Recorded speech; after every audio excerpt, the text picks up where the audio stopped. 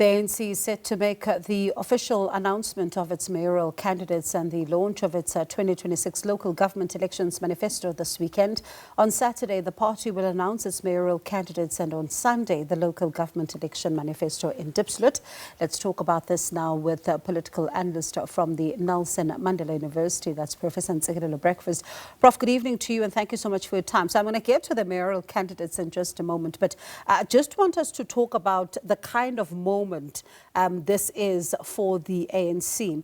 And I remember in 2021, I just want to borrow from some of the words that the ANC president said when he was, just giving that, in fact, setting the agenda for the party as far as its manifesto is concerned. He starts off by saying, "We face a moment in history when we must choose between the path of division, conflict, destruction, inequality, and exclusion, and the path of unity, hard work, development, inclusivity, and shared prosperity. We choose the path of unity, hard work, development, inclusivity, and shared prosperity." In your view, from that particular moment and where we are right now, has the path been clear? Bongiwe, the worst part of it is that the hegemony of the ANC has been dealt with a blow in a big way at local government level. The support of the ANC has shrunk on a large scale. In the previous local government elections, I think the ANC got below 50%. And I think the key question that most of us are grappling with is whether the ANC is going to have an upward electoral trajectory in the upcoming local government elections or not. But with regard to the manifesto that will be unveiled tomorrow, I don't expect any breath of fresh air in terms of the framing of the discourse or the message that will be pitched. The ANC has been keeping us in a suspense in terms of its mayoral candidates. But Bungiwa, I think the best part of it, though, is that, just to be fair and square, there have been positive political contributions of the ANC in the landscape of local government. A case in point is that in 1995, we had about 1,200 municipalities, and they were brought down to 880 in 1998. And we adopted the white paper on local government, which supports the idea of developmental local government. So the argument I'm making is that the framework that we're working with at local government is a framework of the ANC. It's their a contribution. But besides that, I think they have been on the back foot in terms of getting the job done, rendering services. And I wonder, when one stays with the services, in your own assessment, for example, because I remember in 2021, we were hearing about, an admission by the ANC president that the progress has not been sufficient, speaking about the fact that many municipalities, for example, have not delivered as they should have, and also saying there's corruption and saying there's underspending, there is waste, and saying that they are getting rid of corrupt and self-serving councillors. Here we sit, right, because we still have some of the issues that you and I are talking about tonight. But when it comes to getting rid of these corrupt and self-serving councillors, have they done that really? Of course not. The problems of local government are not only institutional factors.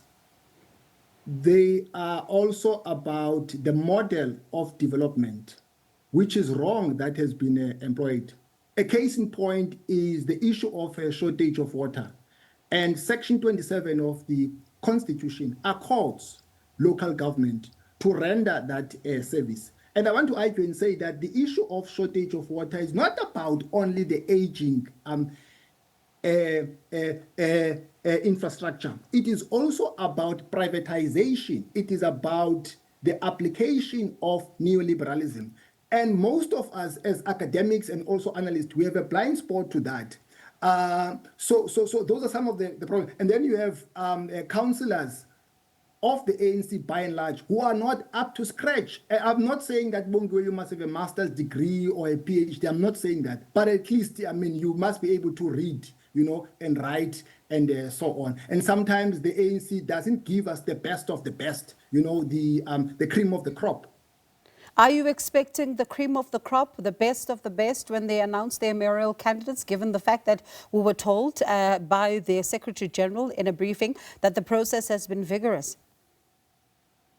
You know what, Bongiwe, in theory, I've been quite supportive of the idea of subjecting these candidates into interviews. They've gone through interviews.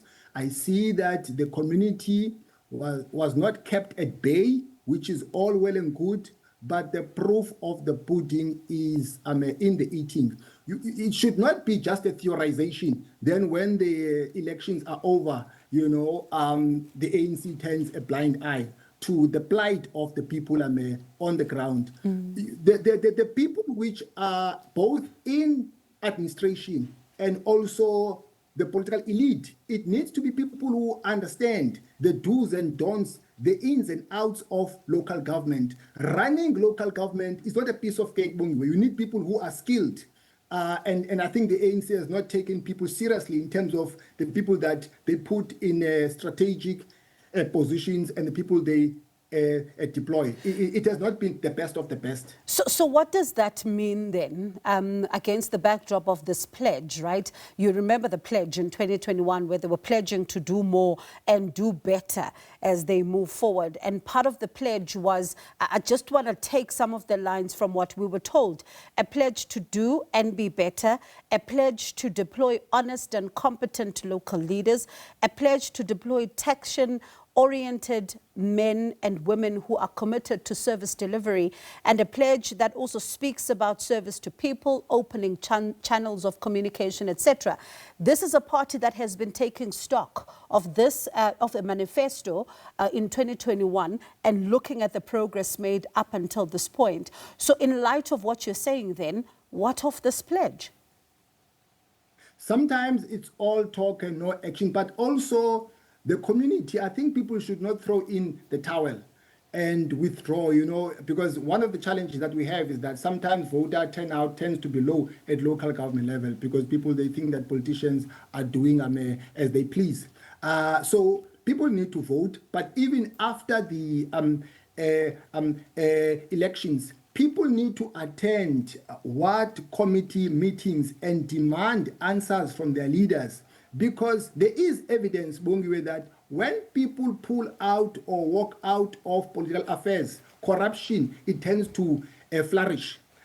So people also provide oversight. They need to be engaged. But the ANC has not been a good leader of a society in terms of providing leadership. Let's talk facts. Why do I say that? Look at the AG's report. Year in and year out, it doesn't paint a rosy picture about financial management at local government level.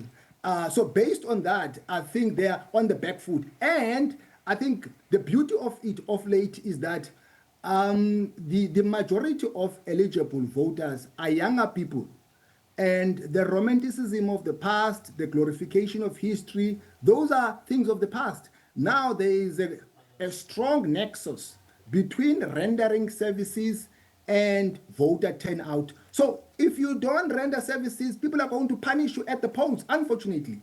All right, let's see then what happens this weekend as we're expecting the party then to unveil its mayoral candidates and also at the same time unveil its election manifesto. Appreciate your time as always. Thank you for speaking to us. Political analyst there from the Nelson Mandela University. That's Professor Ntsikelelo Breakfast speaking to us there. And of course, we are going to be taking you to sport in just a moment. Oli is coming up next.